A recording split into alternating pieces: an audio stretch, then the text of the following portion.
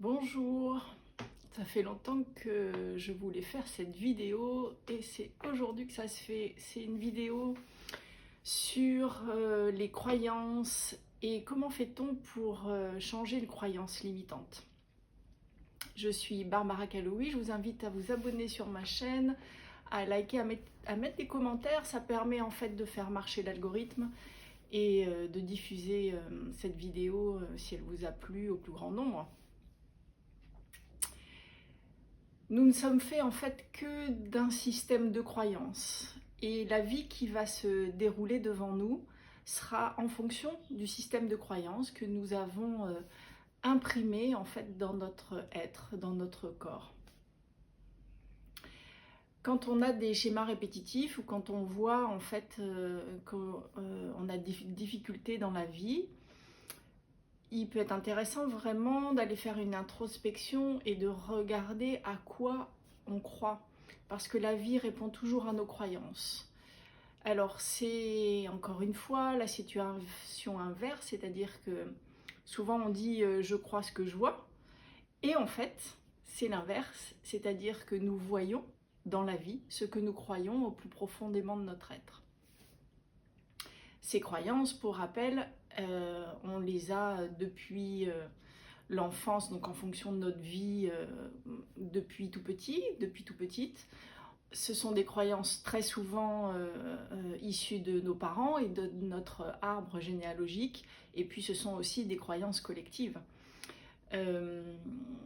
Par exemple, une belle croyance collective, c'est que la vie est dure et qu'il faut travailler dur, par exemple, pour mériter d'avoir une vie plus aisée. Tout ça, en fait, ce sont que des croyances. Donc, comment on fait pour enlever une croyance de notre système, qui est en fait notre système égotique? Il se trouve que l'ego ne peut pas changer sa propre croyance, ou en tout cas, ça serait rajouter une croyance sur une autre croyance, et finalement, ça ne marcherait pas dans la vie. On va vraiment produire un scénario qui est en fonction des croyances limitantes, plus que sur la croyance positive qu'on a mis sur une croyance limitante.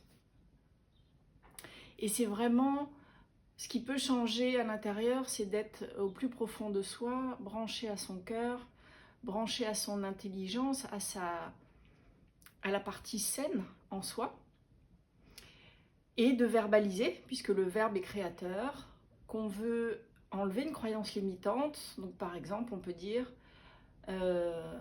il est commandé d'enlever la croyance chez moi que la vie doit être dure et de la remplacer par la vie est facile, peut être facile, et à partir d'aujourd'hui, je sais comment c'est possible d'avoir une vie facile. Et de demander vraiment à la source, à la vie, à Dieu, appelez la partie saine en vous comme vous voulez, puisqu'il n'y a pas un Dieu extérieur, mais une partie divine qui est l'énergie qui nous crée à chaque instant, et demander à cette énergie donc de faire cela, de changer la croyance limitante et de la remplacer par la croyance positive. Et de sentir en fait dans votre être, dans votre corps, est-ce que ça a fait quelque chose? Est-ce que ça a bougé quelque chose dans la tête? Est-ce que ça a fait des frissons? Est-ce que vous sentez que ça circule mieux, ça respire mieux? Et puis ensuite, vous laissez la vie se dérouler et vous regardez comment ça fonctionne. Alors évidemment, changer une seule croyance souvent ne suffit pas.